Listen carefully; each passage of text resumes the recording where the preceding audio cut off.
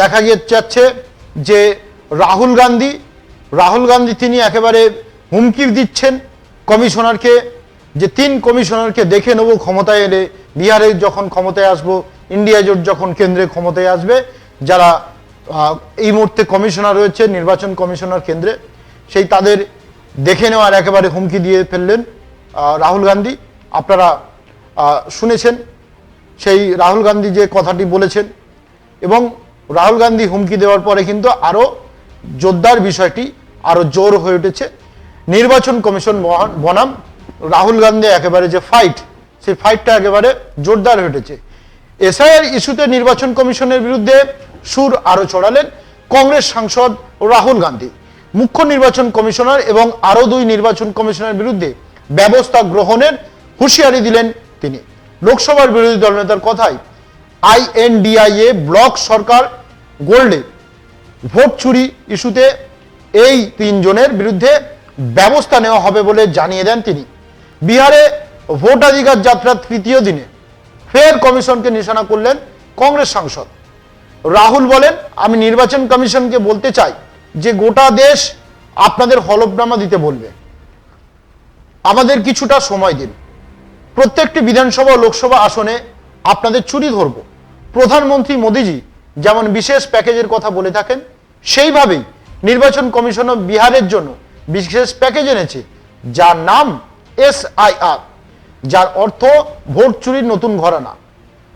প্রাক্তন কংগ্রেস প্রধান, এরপর মুখ্য নির্বাচন কমিশনার জ্ঞানেশ কুমার এবং নির্বাচন কমিশনার সুখবীর সিং সান্ধু ও বিবেক যোশীর উপর সরাসরি আক্রমণ শুরু করেন। তিনি বলেন, আমি যা বলি তাই করি।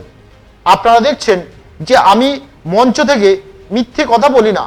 এই 3 নির্বাচন কমিশনার, আমি তাদের বলতে চাই যে এখন মোদিজির সরকার, তেজস্বীরা বলেছেন যে আপনারা বিজেপির সদস্যপদ নিয়েছেন এবং তাদের জন্য কাজ করছেন, কিন্তু একটা কথা বুঝে নিন, একদিন আসবে যখন বিহার এবং দিল্লিতে INDIA ব্লকের সরকার আসবে, তখন আমরা আপনাদের 3 জনের বিরুদ্ধে ব্যবস্থা নেব।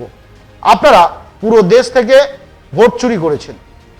ভোট চুরির অভিযোগ তোলার শুধুই তাকেই কেন হলফনামা দিতে বলা হলো, কেন বিজেপি নেতাদের কাছেও একই জিনিস চাওয়া হলো না?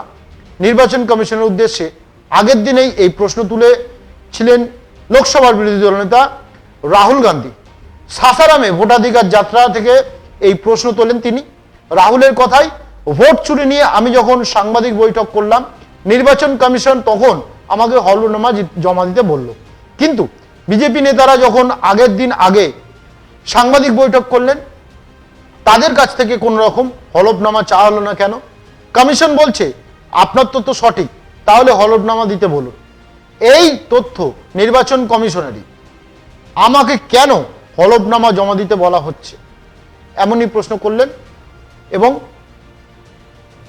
প্রশ্ন করার পাশাপাশি রাহুল গান্ধী একেবারে প্রশ্ন ছুড়ে দিলেন, আরো একেবারে লড়াইটা সম্মুখ সমরে চলে এলো।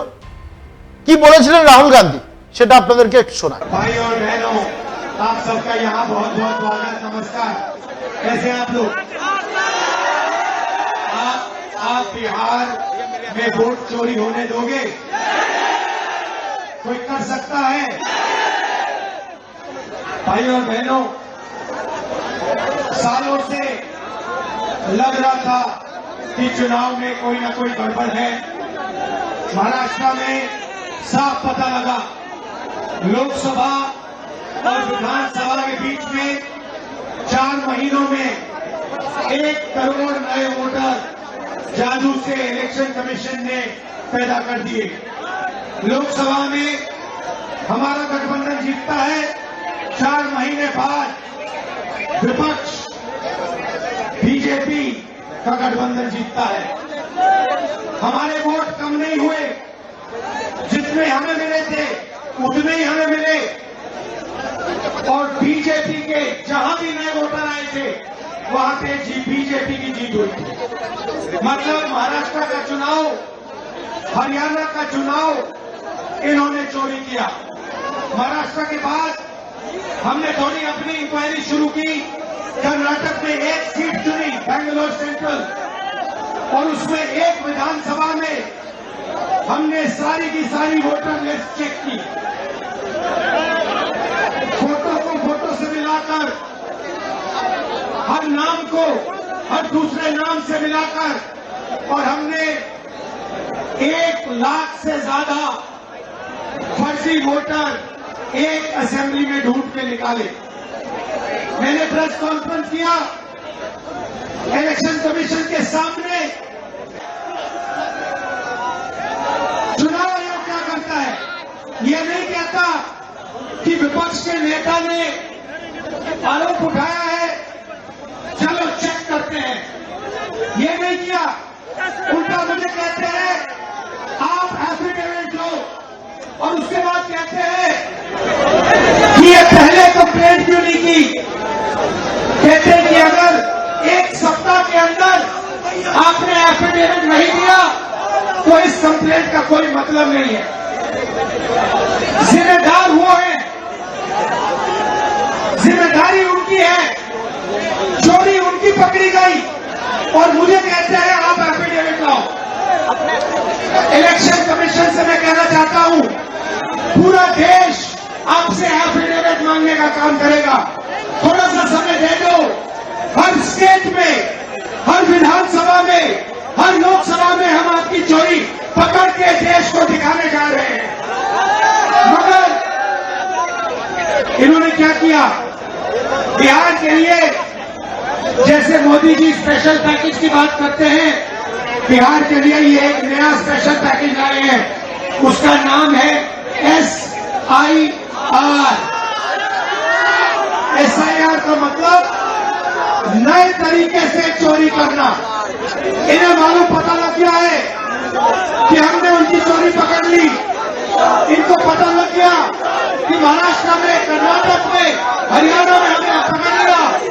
अब ये नए तरीके से बिहार में SIR से चोरी करने की कोशिश कर रही है। और बिहार की जनता इन इलेक्शन कमिश्नर को और बीजेपी के नेताओं को एक आवाज से कहेगी, वोट चोरी नहीं हो सकती है बिहार में। हो सकती है बिहार में वोट चोरी? कि चुनावी आयोग को, इलेक्शन कमीशन को 100% पता लग जाए कि अगर उन्होंने बिहार में चोरी करने की कोशिश की तो बिहार की जनता उनको सबक सिखाने जा रही है।